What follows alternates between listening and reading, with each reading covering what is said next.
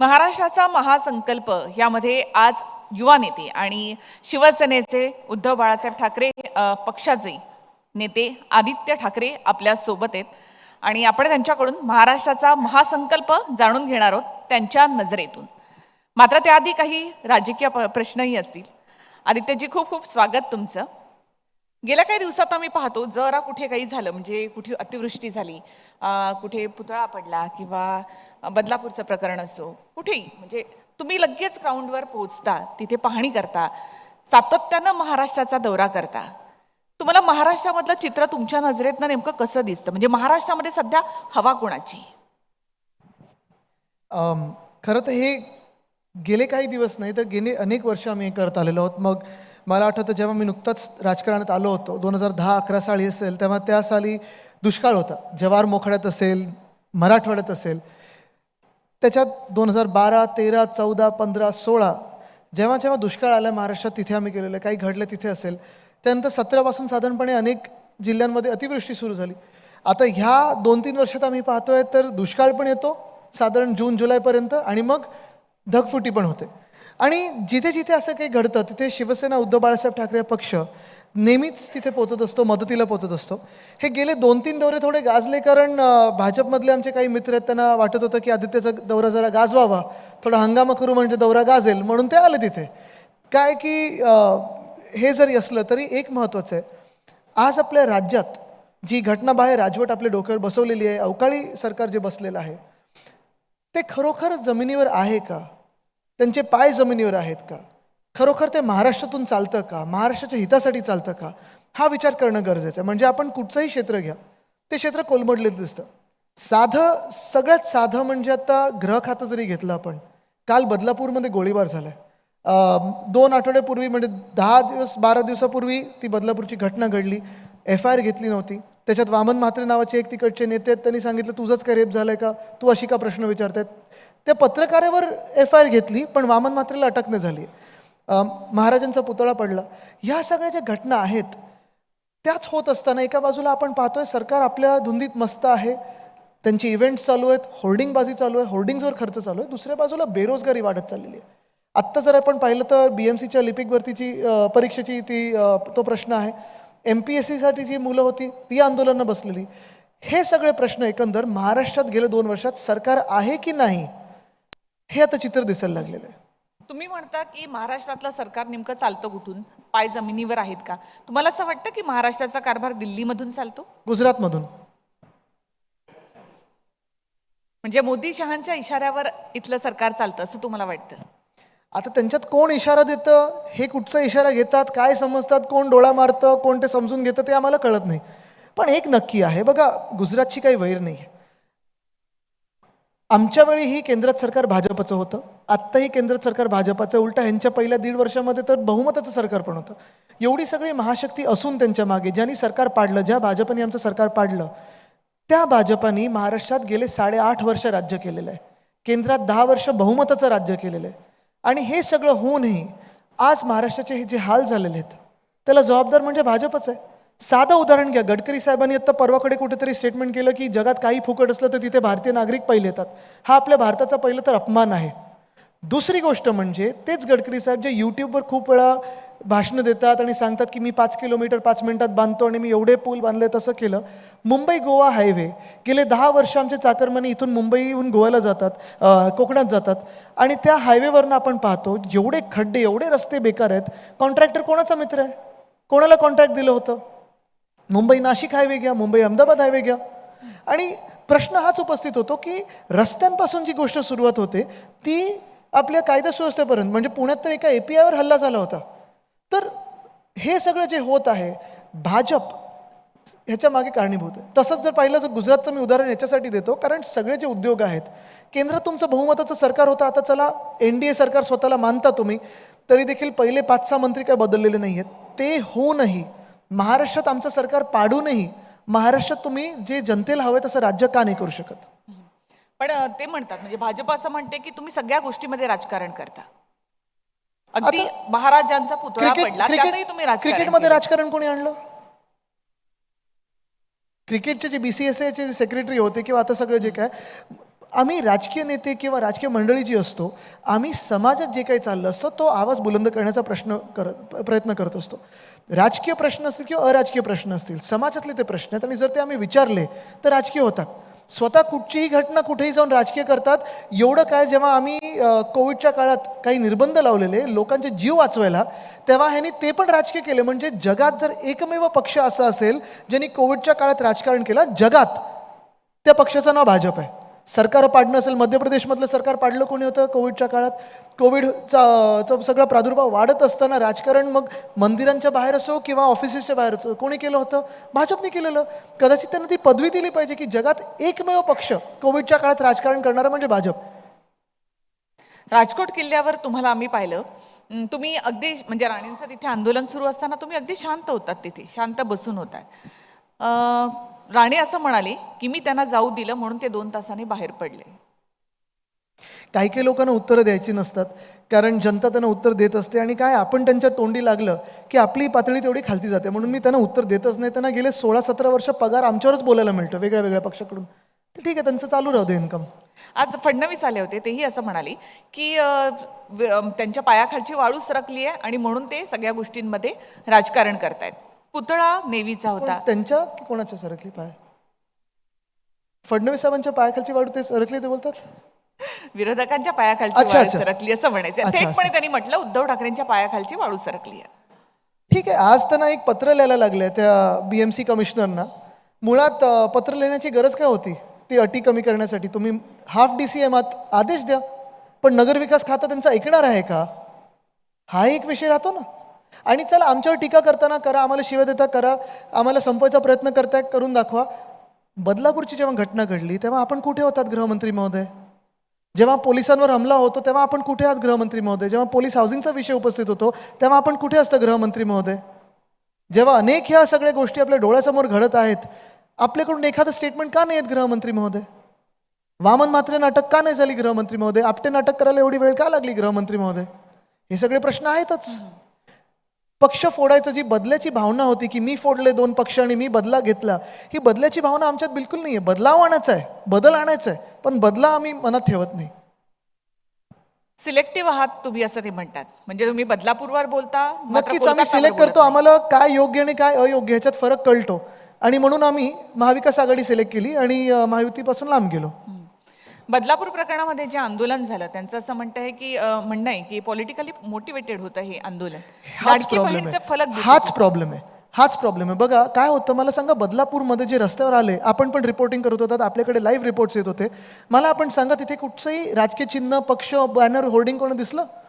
पहिले जे लोक उतरले तिथे ते नागरिक होते, एक सुद्धा राजकीय नेता नव्हता. आणि जरी कोणी राजकीय नेता असला तरी महिलांसाठी आवाज उचलण्यात कोणी राजकीय नेता असेल तर काही चुकतं का कोणाचं? 6 दिवस जेव्हा तुम्ही FIR घेत नाही, कारण ते शाळा ती भाजपवाल्यांची होती, मग तिथे जर कोणी आंदोलन केलं तर काही कोणाचं चुकलं का? जी महिला 10 तास तुम्ही पोलीस स्टेशनमध्ये बसवलं, ती गरोदर महिला होती, 10 तास तिला पोलीस स्टेशनमध्ये बसवलं आणि नंतर FIR घेतलं, कोणाचं काही चुकलं का? जे आंदोलक होते त्यांच्यावर तुम्ही 5 मिनिटात FIR घेता, लाठीचार्ज करता, पण महिलांसाठी कोणीतरी रस्त्यावर उतरतं, 3 वर्षाच्या एका लहान मुलीसाठी कोणतरी रस्त्यावर उतरतं, त्याच्याबद्दल कोणी काही बोललं की लगेच राजकीय होऊन जातं. हे असं कसं होऊ शकतं? आणि म्हणून हे सगळे जे बोलतात ना, चला आम्ही बोलतो सगळी गोष्ट आम्ही राजकीय करूच, कारण जे सरकार पाडून तुम्ही आमच्या डोक्यावर बसवलेलं आहे ते महाराष्ट्र द्वेष्ट्यांचं सरकार आहे. आणि हे जर पळवायचं असेल तर आम्हाला प्रत्येक गोष्ट ही राजकीय करायलाच लागेल, कारण राजकारणच देशात बदल घडू शकतो. मध्ये जो तुम्ही मोर्चा काढला त्यावरून देखील फडणवीस आज असं म्हणाले की जे काही आंदोलन झालं त्यामध्ये उद्धव ठाकरे स्वतः चपलेनं जोडे मारो आंदोलन तुमचं, त्याच्यावर देखील त्यांनी टीका केली की एका मोठ्या पक्षाला किंवा असं हे शोभतं का, असं त्यांचं म्हणणं होतं. मला वाटतं जे पक्ष जसं भाजप असेल, मिंदे असेल, हे जे लोक छत्रपती शिवरायांच्या पुतळ्यात भ्रष्टाचार करू शकतात, त्यांना जोडे काय? तो जोडा तर खूप साफ होता. महाराजांच्या पुतळ्यात तुम्ही भ्रष्टाचार केला आणि तो पुतळा पडला, जोडे हे फार कमी आहेत त्याच्यासाठी. आम्ही काही मारू तुम्हाला, कारण तुम्ही एवढा अपमान आमच्या दैवताचा करू कसं शकता? एवढा निर्लज्जपणा कसा करू शकता की त्या पुतळ्यातून तुम्ही पैसे खाता? आणि तुम्ही बघा, हेलिकॉप्टर्स जे आले तिथे हेलिपॅड बनवले गेले, मग ते पंतप्रधान महोदयांसाठी असेल, मिंदेंसाठी असेल किंवा फडणवीस साहेबांसाठी असेल, हेलिपॅडवर पुतळ्यापेक्षा जास्ती खर्च झालाय. आणि मग हा दुजाभाव कशाला, की statue of unity, Sardar Vallabhbhai पटेलांचा स्टॅच्यू तुम्ही कितीतरी तो फुटाचा केलेला आहे, तो एवढे वर्ष टिकतो, पण आमच्या महाराजांचा पुतळा तुम्ही नीट करू शकत नाही. हा गुजरात आणि महाराष्ट्रामध्ये दुजाभाव कशाला करता तुम्ही? स्टॅच्यू ऑफ लिबर्टी 138 वर्ष अजून टिकलेला आहे, बर्फ तिथे पडतो, वादळ येतात, सगळं काही होतं, आणि इथे मुख्यमंत्री निर्लज्जपणे सांगतात 45च्या स्पीडने वारा वाहत होता. हा कुठचा निर्लज्जपणा? आणि म्हणून जोडे तर फार कमी पडले त्याच्यात. भ्रष्टाचाराचा आरोप तुमचा नेमका कोणावर आहे? म्हणजे महायुतीमध्ये 3 पक्ष आहेत. हा त्यांनी ठरवा, कारण क्रेडिटवर सगळीकडे चालू असतं त्यांचं. लाडकी बहीणवर मी येते आता. लाडकी बहीण योजनेवरून सध्या महायुतीमध्ये जे काही सुरू आहे, वॉर सुरू आहे, त्यावर कसं पाहता तुम्ही? आता पाहायचं म्हणजे कसं पाहायचं तिघांकडे? काय आहे की परत मी तुम्हाला सांगतो, हे सगळं जे चालू आहे, लाडकी बहीण त्यांना आज आठवली आहे निवडणुकीच्या तोंडावर. आज आपण पाहतोय शेतकरी हैराण आहेत, त्रस्त आहेत. कालच आम्ही परवाकडे मराठवाड्यात जाऊन आलो. राष्ट्रपती महोदया स्वतः तिथे होत्या. त्यानंतर ह्यांना वेळ मिळाली तिथे फिरायला. 2-4 शेतांमध्ये गेलं, तोंड दाखवले, बाकी निघून गेले, काही मदत गेली नाही. 2 वर्ष कुठेही मदत देऊ शकले नाही आहेत शेतकरी बांधवांना. का? तर ह्यांना मदत करायचीच नाही कोणाची. तसंच जर पाहायला गेलं तर लाडकी बहीण, तुम्ही बघा 2014ला जे लोक 15 लाखाबद्दल बोलत होते ते 24मध्ये 1500वर आलेत. केवढा मोठा फरक आहे हा. 15 लाखाबद्दल बोलणारे 1500वर आलेले आहेत. जर ह्यांचं सरकार बसलं तर ते 15मधून पण 2 म्हणजे 1500मधून पण 2 शून्य काढतील आणि 15 रुपये देतील. ह्यांना लाजा नाही आहेत. शेतकऱ्यांना मदत निधी म्हणून जे जाते ते असेच देतात ना. 2 रुपयाचा चेक, कुठे कुठे 60 रुपयाचा चेक आपण पाहिलेलं आहे, आपण पण रिपोर्टिंग केलं त्याच्यावर. आणि हे निर्लज्ज सरकार, हे निर्दयी सरकार आहे. आमचं सरकार आल्यानंतर कुठेही क्रेडिटवर न करता वाढीव तर आम्ही देऊच, पण लाडकी बहीण सोबत सुरक्षित बहीण देखील देऊ. ह्यांची बहीण खरोखर लाडकी असती तर ह्यांच्या भाजपालांनी, म्हणजे भाजपचे राज्यपाल महोदयांनी आमचा शक्ती कायदा राष्ट्रपतींकडे नसता पाठवला. 4 वर्ष प्रलंबित होता शक्ती कायदा, ते नसतं केलं. जर ह्यांची लाडकी बहीण खरोखर लाडकी असती तर सुप्रियाताई सुळेंना शिवी देणारे मंत्री महोदय त्यांनी लगेच लाथ मारून काढून टाकले असते. दुसरे एक आहेत ज्यांच्यावर आरोप झालेत, आमच्या मंत्रिमंडळातून आम्ही त्यांना काढलं होतं, पण आरोप सिद्ध किंवा खारिज व्हायच्या आधीच त्यांना परत मंत्री महोदय करून टाकलेलं आहे, कॅबिनेट मंत्री केलेलं आहे. हे लाडकी बहीणची चिन्ह आहेत का? जी भाजप लाडकी बहीणबद्दल बोलते त्यांचेच नेते जाऊन त्या रेवण्णासाठी प्रचार करून येतात. हे माहिती असून की त्यांनी 2500 महिलांचं शोषण केलेलं आहे, त्यांच्यावर रेप केलेलं आहे आणि व्हिडिओज आहेत त्याचे. हेच भाजप आहे जी बिल्किस बानोचं रेप झालेलं त्या बलात्कारांना जेलमधून बाहेर काढतात आणि प्रचारात फिरवतात. ह्यांची लाडकी बहीण कधी होऊ शकते का? सुरुवातीला तुम्ही लाडकी बहीण योजनेवर टीका केली, 1500 रुपये कसे देणार किंवा त्यामुळे आम्ही नाही विचारलं कसे देणार. आम्ही सांगतोय वाढीव देऊ. हे जे 15 लाख देत होते पहिले, नंतर बोलले जुमला, आता 1500 बद्दल बोलायला लागले, तर उद्या 15 रुपये देतील. म्हणजे ती योजना वर्क करते असं तुम्हाला वाटतं? काँग्रेसची योजना ढापलेली आहे आणि वापरलेली आहे, आणि तेही कमी याच्यात. हे चायनीज कॉपी सारखं आहे, चीप कॉपी करून वाटतात भाजपवाले. बरं, तुम्ही म्हणालात की तुमच्या 3ही पक्षांमध्ये, महाविकास आघाडीच्या 3ही पक्षांमध्ये चांगलं कोऑर्डिनेशन आहे. मुख्यमंत्री पदाचा चेहरा यावरून सध्या बरीच वक्तव्य येत आहेत. उद्धव साहेबही म्हणाले की चेहरा जाहीर करायला हवा. दबाव आहे हा महाविकास आघाडीवर तुमचा की मुख्यमंत्री पदाचा चेहरा जाहीर करा, आणि तोही उद्धव ठाकरे यांचाच? माझा उलट प्रश्न आहे. आत्ता सरकार कोणाचं आहे? महायुतीचं आहे. निवडणुकीत हा हात चेहरा घेऊन जाणार आहेत का पुढे? हा आपण त्यांना सवाल पहिला केला पाहिजे. त्यांच्यातून चेहरा कोण? जर म्हणजे जिंकत तर नाहीच, पण त्यांच्यातून चेहरा कोण? आणि आमच्यातून एक मत असं आहे की अर्थात म्हणूनच त्या दिवशी उद्धव साहेबांनी पण सांगितलं होतं की कोणाकडे जर चेहरा असेल तर तो जाहीर करून टाका. ठीक आहे, आमचं स्पष्ट भूमिका ही आहे की चेहरा असेल तर अजूनही मदत होते. निवडणुकीत एखादा चेहरा विश्वासू जेव्हा समोर येतो, जसं आम्ही उद्धव साहेबांचा चेहरा बघतो की विश्वासू आहे. आपण पाहताय की प्रत्येक जण त्यांना कुटुंब प्रमुख म्हणून मानतो, त्यांचं काम बघितलेलं आहे. शेतकरी बांधव असतील, महिला असतील, तरुण असेल, एक विश्वास आहे की अरे हा माणूस महाराष्ट्रासाठी दिवसरात्र मेहनत करतो, काम करतो आणि महाराष्ट्राच्या हिताचं काम करेल. तसं आज जी काही बिगाडी महायुती त्यांची जी काय आहे 3 पक्षांची, म्हणजे 1 पक्ष आणि 2 फुटीर पक्ष, त्याच्यात चेहरा कोण? हा त्यांच्याकडे चेहराच नाही, उत्तरच नाही आहे. ते योजनेच्या नावावरनं जे भांडतायत तेच जास्ती आवाज करतात की तुमच्याकडे चेहरा कोण? आम्ही देऊ महाराष्ट्र हिताचा चेहरा, त्यांच्याकडे कोण चेहरा आहे? म्हणजे महाविकास आघाडीमध्ये महाराष्ट्र हिताचा चेहरा हे उद्धव साहेब आहेत आणि त्यांचा चेहरा जाहीर करावा असा आग्रह आहे तुमचा? आमचा आग्रह नाही आहे. आग्रह आपण पाहताय की आग्रह हा आहे की आता बदल घडला पाहिजे महाराष्ट्रात. कारण आज महाराष्ट्र ज्या परिस्थितीतून चाललेलं आहे, हे काही आम्ही स्वतःसाठी करत नाही आहोत.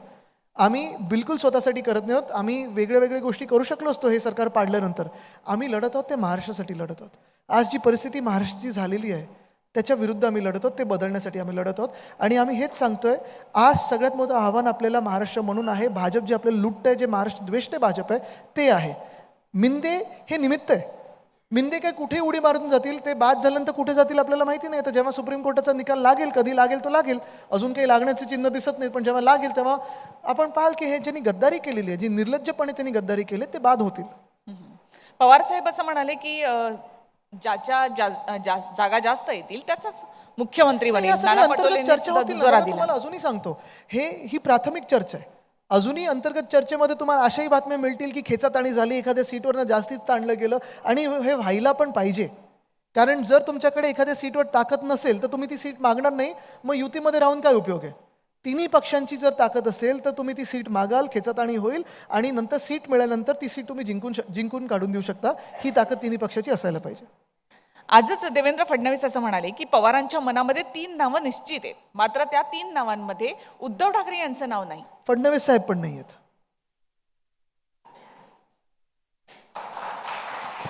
तर त्यांचा महायुतीचा प्रश्न आहे. महाविकास आघाडीमध्ये त्यांचं असं म्हणणं आहे की पवारांच्या मनात काही नावं आहेत, पण त्यामध्ये उद्धव ठाकरे नाहीत. देवेंद्रजी पण नाही आहेत. आणि असं त्यांचे पण जे वरिष्ठ आहेत त्यांच्या पण मनात नाही आहे. ज्याच्या जास्त जागा त्याचा मुख्यमंत्री असं असेल तर मग शिवसेना सर्वाधिक जागा लढवणार का? म्हणजे लोकसभेला सर्वाधिक जागा कितीही लढवल्या कुठून होत्या. हा प्रश्न विचारण्याचा प्रयत्न केला तरी तुम्हाला सांगतो, सर्वात जास्ती जागा बहुमताचं सरकार महाविकास आघाडीचंच येईल. कारण आम्ही महाराष्ट्र हिताबद्दल बोलत असतो. आम्ही जे सांगतोय ठीक आहे, उद्धव साहेबांचं काम चांगलं आहे, विश्वास आहे, आणि त्याच चेहऱ्यावर अर्थात आपण पाहाल की मतदान होत आहे. ह्याच्यात कुठेही अर्थ घेऊ नका लगेच परत नाही तर हेडलाईन येईल की आदित्य ठाकरेंनी चेहरा मांडला वगैरे. मी एवढंच सांगण्याचा प्रयत्न करत आहे की आम्ही सगळे, मग उद्धव साहेब असतील, मी असेल, सगळे आमचे जे कार्यकर्ते आहेत, नेते आहेत, सगळी मंडळी आहे, आम्ही महाराष्ट्र हितासाठी लढत आहोत आणि महाराष्ट्राच्या हक्कासाठी लढत आहोत. आमचं जर सरकार असतं ह्या गेल्या 2 वर्षामध्ये तर आज आपण पाहिलं असतं की शेतकऱ्यांना परत एकदा कर्जमुक्ती करून दाखवली असते, आणि आज जे शेतकरी हतबल झालेत ते झाले नसते. पोलीस हाऊसिंग जे आम्ही 650 कोटी दिले होते त्याचं काम सुरू झालेलं दिसलं असतं. महाराष्ट्र सिक्युरिटी फोर्स, एवढी मोठी फौज आहे पण त्यांचे प्रश्न तसेच प्रलंबित ठेवलेले आहेत. आपण पाहत असाल शेतकऱ्यांचा एक विषय, बेरोजगारीचा मोठा विषय वाढत चाललेला आहे. कारण शेतकऱ्यांची सगळी मुलं ही शहराकडे येतात, शेतीत त्यांना कुठे येतं होप दिसत नाही, हे सरकार मदत करत नाही आहे. पण MIDC मधून जर आज आमचं सरकार असतं तर तळेगाव इथून वेदांता फॉक्सकॉन हा भाजप आणि मिंदेनी गुजरातला पाठवला नसता. आज आमचं सरकार असतं तर एअरबस टाटा असेल, बल्क ड्रग पार्क असेल, मेडिकल डिव्हाइस पार्क असेल, हे गुजरातमध्ये गेलं नसतं, हे महाराष्ट्रातच आलं असतं. राज ठाकरे निवडणुकीच्या मैदानामध्ये उतरणार आहेत आणि ते पूर्ण 200-250 जागांवर आपले उमेदवार देणार आहेत. वरळीमधून सुद्धा ते तुमच्या विरोधात उमेदवार देणार आहेत. असूही शकतात. मला वाटतं अनेक उमेदवार उतरतात आणि उतरायलाही पाहिजेत. साधारणपणे आत्ता जर आपण पाहिलं चित्र तर 15-20 उमेदवार तर सहज सगळ्या सीटमधून असतात. 2019 मला वाटतं स्पायडरमॅन पण कुठेतरी लढले होते. अनेक उमेदवार असे येत असतात, ते चांगलं आहे, लोकशाहीसाठी चांगलं आहे. पण लोकसभेला तिथून लीड कमी होतं शिवसेनेच्या उमेदवार. मला वाटतं जिंकलोय, लीड आहे. वाराणसीमध्ये जसे प्रधानमंत्री महोदय 3दा ट्रेलिंगवर होते तसं तर कुठे आमचे उमेदवार गेले नाहीत आहे, आणि महाराष्ट्र आमच्या सोबत उभा राहील. 5 वर्ष सतत सातत्याने लागोपाठ काम करणारे पक्ष आहेत, आणि काही काही असतात निवडणुकीच्या वेळी. मी एक कोणावर टीका नाही करते ना मनसेवर करते, मी कोणावर कधी बोलत नाही, पण असे असतात तर लोक ओळखून असतात ते. पण तुम्ही वरळीमधूनच लढणार 100%. तिथे जर अमित ठाकरे यांना उमेदवारी दिली राज ठाकरेंनी तरी बरं, जर तर बोलून काहीच अर्थ नाही आहे. वरळी आहे माझा मतदारसंघ, मला वरळीतून खूप प्रेम मिळतं, आशीर्वाद मिळतात, आणि तसं पाहायला गेलं तर महाराष्ट्र, संपूर्ण महाराष्ट्र माझा मतदारसंघ आहे. मी कधीही सरकार असताना कुठच्याही मतदारसंघावर दुजाभाव केला नाही किंवा बायसनी काम केलं नाही आहे. इन्व्हेस्टमेंट येताना देखील आम्ही सगळ्या उद्योजकांना सांगायचो की प्रत्येक जिल्हा हा आमचा आहे, महाराष्ट्र हा आमचा आहे, असं समजून तुम्ही पण काम केलं पाहिजे. जिथे जाल तिथे स्थानिक भूमिपुत्रांना तुम्ही रोजगार निर्माण केला पाहिजे. तर सगळीकडे काम तर करायचंच असतं, तर आहे. शिवसेनेसाठी सगळ्यात महत्त्वाचा मुद्दा होता तो म्हणजे हिंदुत्व. भाजप असं म्हणते की उद्धव साहेब ज्या वेळेला महाविकास आघाडीमध्ये गेली त्यावेळेला त्यांनी हिंदुत्व सोडलं, ते त्यांचं हिंदुत्व पातळ झालं. आणि भाजपला कोणी अधिकार दिला की आम्हाला हिंदुत्वाचं सर्टिफिकेट देण्यासाठी? त्यांच्याकडून आम्ही कशाला सर्टिफिकेट घ्यायचं? भाजप हे हिंदुत्वाचं सर्टिफिकेट देण्यासाठी कुठचीही संस्था नाही आहे. पहिली गोष्ट म्हणजे आमच्यासाठी सर्वात महत्त्वाचा विषय, ज्याची सुरुवात ज्या कारणामुळे शिवसेनेची सुरुवात झाली आणि माझ्या आजोबांनी ती सुरुवात केली, ती म्हणजे भूमिपुत्र आणि भूमिपुत्रांच्या न्याय हक्कांसाठी आणि रोजगारासाठी. त्याची लढाई अजूनही सुरू आहे आमची. आमचं सरकार असताना आम्ही केलेलं ते की 80% भूमिपुत्रांनाच तुम्ही तिथे जॉब्स दिले पाहिजेत, हे आम्ही केलेलं. भाजप पाळत नाही आहे. आज आपण पाहतोय की महाराष्ट्रात मराठी तरुण असेल किंवा महाराष्ट्रात जे जन्माला येतात कुठच्याही भाषेचे असो, ह्या भूमिपुत्रांना इकडे रोजगार उपलब्ध होत नाही, कारण भाजप सगळा रोजगार जो आहे तो गुजरातमध्ये नेत आहे. दुसरी गोष्ट म्हणजे आमचं हिंदुत्व जे आहे ते भाजपपेक्षा फार वेगळं हिंदुत्व आहे. आमचं हिंदुत्व हे घरातली चूल पेटवणारं हिंदुत्व आहे, भाजपचं घर पेटवणारं हिंदुत्व आहे. हे तुम्ही लक्षात घेतलं पाहिजे. आणि हेच पुढचे 2 महिने भाजपवालेच हिंदू मुस्लिम दंगली लावण्याचा प्रयत्न करतील, हिंदूंमध्ये जातीमध्ये दंगली निर्माण करण्याचा प्रयत्न करतील. ते नाही जमलं तर जिल्ह्यामध्ये वाद निर्माण करण्याचा प्रयत्न करतील. आणि जेव्हा सगळं काही जमत नाही तेव्हा हिंदुस्थान पाकिस्तानवर बोलायला सुरू करतात. म्हणजे गल्लीतली निवडणूक असली तरी तिकडचं बोलतात. पण जेव्हा स्वतःचं सरकार असतं तेव्हा सगळ्यात जास्ती अतिरेकी हल्ले जर पाहिले तर भाजपाच्या सरकारमध्ये झालेत. अगदी मग पार्लमेंटवर अटॅक असो किंवा कांदारचं ते काल आता ते आपण पाहत आहे, नेटफ्लिक्सवर आता ते येऊ रोखण्याचा प्रयत्न करतात, पण जे सत्य ते आलेलं आहे. आणि म्हणून मी सांगतो ना की भाजप हे कोणी हिंदुत्व शिकवणारे पक्ष नाही आहे. उलटं जेव्हा त्यांनी वाराणसीचा कॉरिडॉर केला किंवा अयोध्येचा कॉरिडॉर केला, आपण जाऊन तिथे विचारा त्या स्थानिक लोकांना, तिकडचे लोक आम्हाला सांगतात एक तर सगळे गुजराती कॉन्ट्रॅक्टर्स आणले, दुसरं म्हणजे जी प्राचीन मंदिरं होती, वर्षानुवर्ष नाही ते हजारो वर्ष त्या मूर्त्या होत्या, त्या स्टोन कटरनी कापल्या गेल्या, ती मंदिरं तोडली गेली. ह्यांचा बुलडोझर जस्टिस हिंदू मुस्लिम बघत नाही, सगळीकडे जातो आणि हा इनजस्टिस सगळ्यांवर होतो. म्हणजे ते कॉरिडॉरवर अक्षरशः लोकांमध्ये राग आहे. आत्ता काय तुम्हाला सांगतो, इथे आपलं मुंबादेवीचं मंदिर मी 2दा जाऊन आलो. आत्ता काल परवाकडे आयुक्तांना पण विनंती केली आहे, स्थानिक जे भाजपाचे आमदार आहेत त्यांना तिथे कॉरिडॉर करायचं आहे. वर्षानुवर्ष तिथे जो दागिना बाजार बसलेला आहे, कोणाची 100 वर्षापूर्वीचं दुकान आहे, 200 वर्षाचं पूर्वीचं दुकान आहे, त्या सगळ्यांना हलवायचं तिथून. मुंबादेवी मंदिराच्या मागे एका कॉन्ट्रॅक्टरला, भाजपचा कोणतरी कॉन्ट्रॅक्टर आहे, त्याला 17 मजल्याची इमारत दिली पार्किंगची. मंदिर झाकलं जाणार आहे. हे तुमचं हिंदुत्व आहे? त्या मंदिराच्या मागे आत्ता भाजप प्रणित राज्यामध्ये मिंदे सरकारमध्ये खटारा गाड्यांचं डम्पिंग यार्ड झालं, तिथे डेंग्यू पसरतोय. हे तुमचं हिंदुत्व आहे? आमची मंदिरं तोडणं आणि कॉरिडॉरच्या नावाखाली तुम्ही जमिनी घेणं, हे तुमचं हिंदुत्व आहे? की मग अयोध्येच्या आजूबाजूला जी काही जमीन लोधा आणि या सगळ्या लोकांनी घेतली आहे, ही जमीन तुम्ही घरं बनवून कारसेवकांना देणार आहात की विकणार आहात? हे तुमचं हिंदुत्व आहे? हे त्यांनी सांगावं, प्रेस कॉन्फरन्स घ्यावी. त्या आरोपाला काडी मात्र किंमत देत नाही, कारण हे हिंदुत्व विकायला निघालेले भाजप आहे. ही भाजपा फार वेगळी आहे. ही कमर्शियल आणि पॉलिटिकल यांचं हिंदुत्व आहे. जे खरं हिंदुत्व ह्यांचं नाहीच आहे. ते वाजपेयी साहेब आणि अडवाणी साहेबांचं होतं, ह्या भाजपचं नाही आहे. पण एकनाथ शिंदे असं म्हणतात की आम्ही बाळासाहेबांचे नाही, विचार घेऊन त्यांच्याकडे आम्ही पुढे जातो. बघा, ते काय ते अलिबाबा 40 स्टोअरकडे आम्ही जास्ती महत्व देतच नाही. ते डरपोक लोक आहेत. ते स्वतः गद्दारी करायला गुवाहाटीला पळायला, त्याच्या आधी सुरतेला जाऊन लपले होते. पण आज तुम्ही बघा, जे भाजपाचे जे NDA मध्ये जे नवीन मित्र आहेत ते कोण कोण आहेत? नितीश कुमारजी आहेत आणि चंद्रबाबू नायडूजी आहेत. ते हिंदुत्ववादी आहेत? ते कधी हिंदुत्वाचं चालेल? तुम्ही जेव्हा भाजप म्हणून आमच्याशी युती तोडली 2014 मध्ये, तेव्हा आम्ही हिंदू नव्हतो? जेव्हा आमचा तुम्ही विश्वासघात केला, माझ्या आजोबांच्या खोलीमध्ये येऊन जो शब्द दिलेला तुम्ही तो पाळला नाहीत आणि विश्वासघात केला, तेव्हा आम्ही हिंदू नव्हतो? तर हे सगळं मला वाटतं लोकांना माहिती आहे. शिवसेना फुटली किंवा फोडली यासाठी जबाबदार कोण आहे? अमित शहा आहेत की मग देवेंद्र फडणवीस आहेत? एकामेकांवर ते बोटं दाखवत असतात, पण भाजप आहे. कारण ही भाजपा वाजपेयी साहेबांची असेल, अडवाणी साहेबांची असेल, महाजन काका, मुंडे काका यांची नाही आहे. खरं जर पाहायला गेलं तर आत्ता जर भाजपमध्ये पहिले 5 चेहरे जर महाराष्ट्रातले घेतले तर कोण आहेत जे वोकल असतात, टीव्हीवर येतात? ते सगळे 2019चे इम्पोर्ट आहेत आणि सगळे इतर पक्षामधले रिजेक्ट माल आहेत. मूळ भाजपचे जे लोक होते, मग विनोद तावडेजी असतील, प्रकाश मेहताजी असतील, राज पुरोहितजी असतील, पंकजाताई असतील, ह्या सगळ्यांना तर बाजूला केलेलं. ठीक आहे, दिल्लीत एखादं पद मिळालं, ते काय महाराष्ट्रातले लोक दिल्लीत पाठवलं म्हणजे खूप वेळा असं वाटतं की आम्हाला राजकारणापासून दूर पाठवलं. ते ठीक आहे, ते चालू राहतं त्यांचं. एक मुद्दा होता तो म्हणजे फडणवीस असं म्हणाले होते की त्यांना अटक करण्याचा डाव होता. आता अनिल देशमुखांना सुद्धा CBIनं FIR केलेला आहे. गिरीश महाजन यांच्यावर यांना अटक करण्याची तयारी होती. त्या संदर्भामध्ये फडणवीस असं म्हणाले होते की त्यांनाही अटक करण्याचा. पण कशामुळे? जर एवढी भीती असेल तर काहीतरी कारण असेल ना त्याच्या मागे. असं काही कोणी काय भाजपचं सरकार नव्हतं ना की कोणाला उचललं आणि आत टाकलं. आमचं सरकार होतं जे संविधानाप्रमाणे चालायचं. आणि काहीतरी चुकीचं केलं असेल तरच मनात भीती असते, नाही तर भीती नसते कोणाच्या मनात. तर एवढं म्हणजे तुम्हाला सांगतो काय होतं की मनी बसे तर स्वप्नी दिसे, ते तसं जी म्हण आहे ना ती, ते तसं असेल. आम्हाला तर माहिती नाही काय असेल तर. पण तुम्ही असं म्हणाला होतात की उद्धव ठाकरे यांना सुद्धा अटक करण्याची तयारी भाजपने मी म्हणालो होतो की मिंदेंना अटक करायचं होतं भाजपला, म्हणून मिंदे पळाले. आणि जी सत्य गोष्ट त्यांनी आम्हाला वर्षाला येऊन रडत रडत सांगितलं सुद्धा होतं. म्हणजे फडणवीसांनी जे म्हटलं की त्यांना अटक करण्याची तयारी होती वगैरे, तसं काही नव्हतं. माझ्याकडे तरी ग्रह खातं नव्हतं आणि मी इतरांच्या खात्यात लक्ष द्यायचो नाही. भाजप आणि शिवसेना म्हणजे पूर्णच तुटलंय. पुन्हा कधी भविष्यात काही युती होण्याची किंवा जवळीक होण्याची काही? बघा, दोनदा तर आम्ही फसलो. 14ला त्यांनीच युती तोडली होती.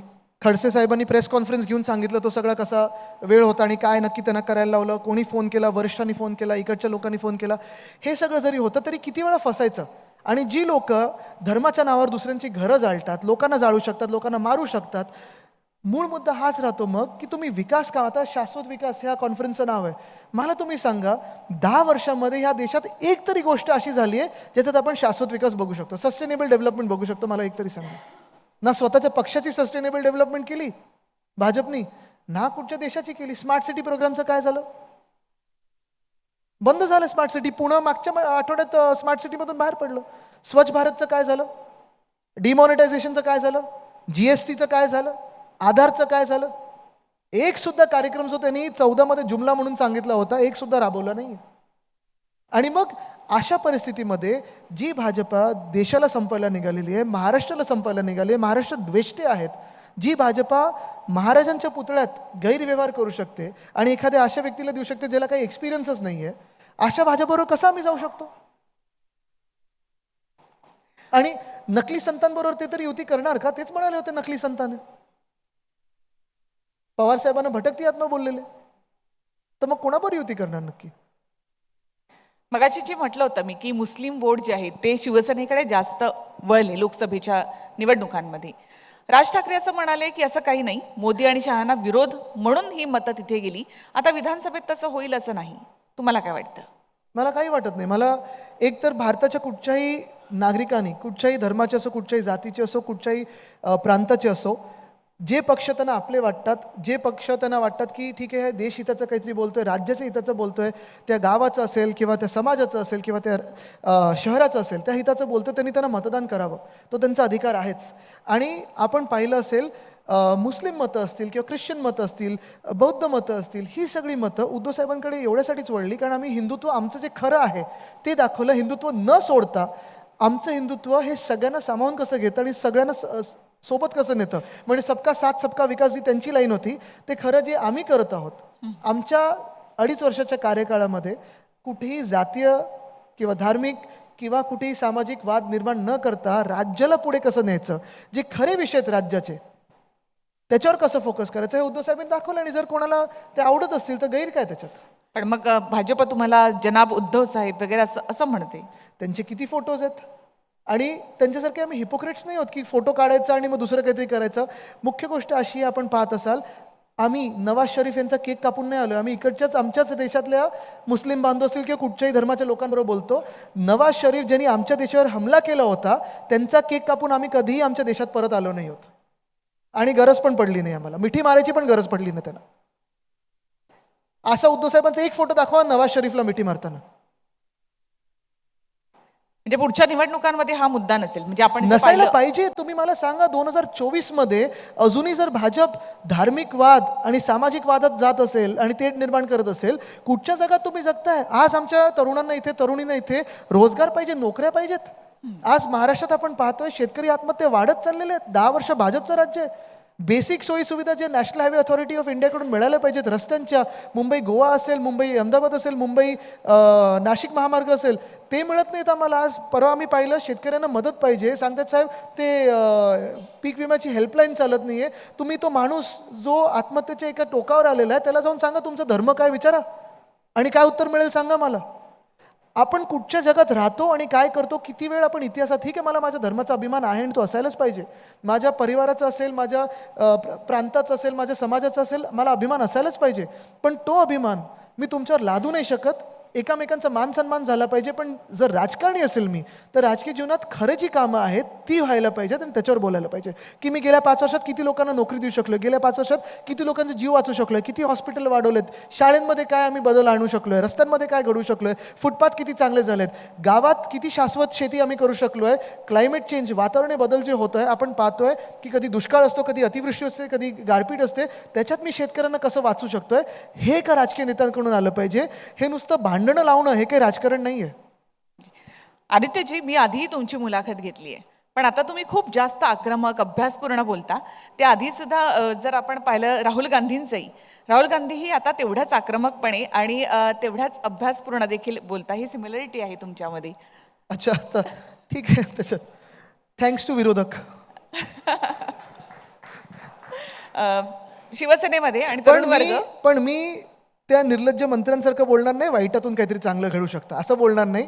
जे झालं, सरकार पाडलं ते वाईटच झालं आणि त्याच्यात महाराष्ट्र मागे गेलं. तुमच्याकडे भावी मुख्यमंत्री म्हणून पाहिलं जातं असं जेव्हा तुम्हाला कोणी सांगतं किंवा असं जर काही बोर्ड लागली तर कसं वाटतं तुम्हाला?